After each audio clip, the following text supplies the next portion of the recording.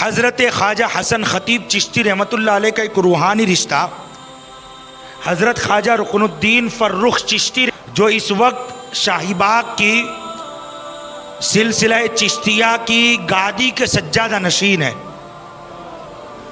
اور اس وقت ان کا شمار بڑے مشائخین میں ہوتا ہے، جو مشہور ہے فاروق سرکار کے نام سے۔ آپ کے بزرگوں سے بھی حضرت خواجہ حسن خطیب چشتی کا روحانی رشتہ رہا ہے۔ میں انشاءاللہ بات کروں گا تو آپ سمجھیں گے۔ حضرت فرخ سرکار دامت برکاتہم عالیہ کے بزرگوں میں ایک بزرگ ہے خواجہ رشید الدین مودود لالا چشتی رحمۃ اللہ علیہ۔ ان کا مزار شاہپور کی سرزمین پر ہے، اور یہ کتنے بڑے پائے کے بزرگ ہیں، ایک دو باتیں ان کے تعلق سے بتاؤں گا۔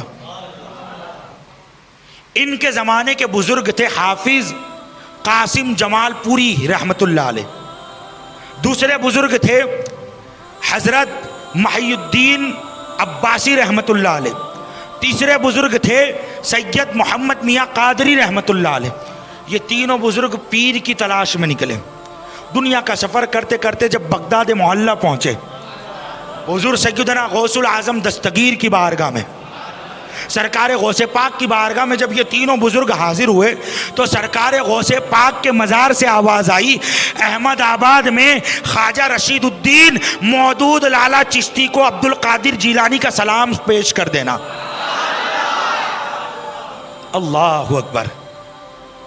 وہاں سے سفر کرتے ہوئے کربلا محلہ پہنچے، امام عالی مقام کے مزار پر۔ جب امام حسین کے مزار پر پہنچے تو نواسہ مصطفیٰ کے مزار سے بھی وہی آواز آئی۔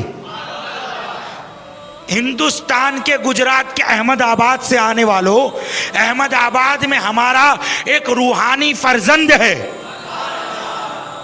رشید الدین مودود لالا چشتی، ان کو حسین ابن علی کا سلام پیش کر دینا۔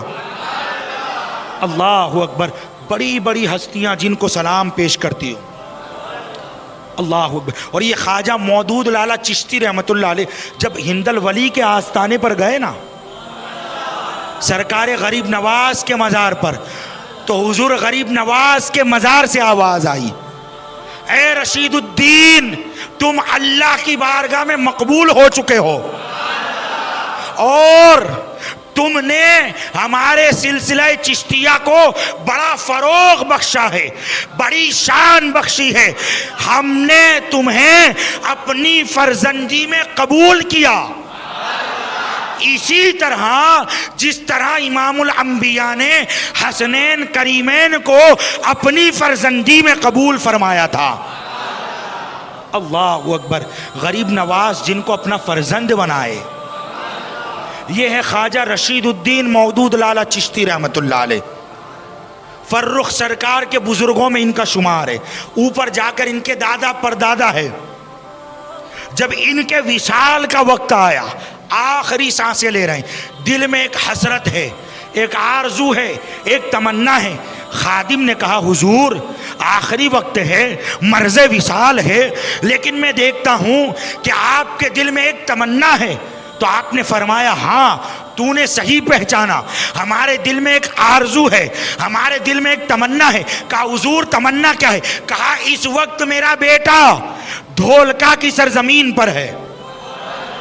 خواجہ حسام الدین خوب میاں چشتی رحمۃ اللہ علیہ اس وقت کسی کام کی وجہ سے حضرت خواجہ حسام الدین خوب میاں چشتی رحمۃ اللہ علیہ دھولکا گئے ہوئے تھے، تو کہا میرا بیٹا، میرا جانشین اس وقت دھولکا میں ہے، تمنا یہ ہے کہ انتقال سے پہلے اگر وہ آ جائے تو سینہ بسینہ ساری روحانی امانتیں منتقل کرنا چاہتا ہوں،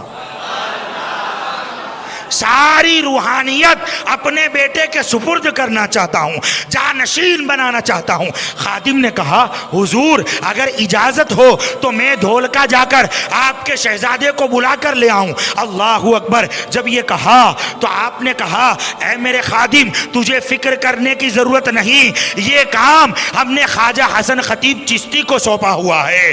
حضرت شاہ رحمت اللہ علیہ خود ہمارے بیٹے خوب میاں کو اشارہ فرمائیں گے اور ان کے اشارے پر ہمارا بیٹا خود احمد آباد تشریف لے آئے گا۔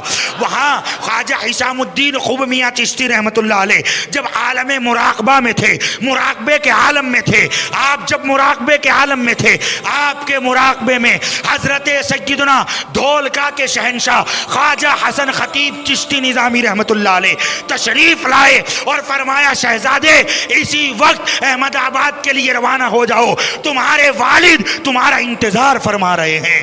اللہ اکبر۔ حضرات محترم حضرت شاہ رحمت اللہ علیہ کو پردہ فرمائے کئی سو سال ہو گئے، لیکن جب ان کے سچے غلام، ان کے عقیدت مند اور ان کے جانشین جب ان کے مزار پر آتے ہیں تو حضرت شاہ رحمت اللہ علیہ آج بھی ان پر اپنی عنایتیں فرماتے ہیں۔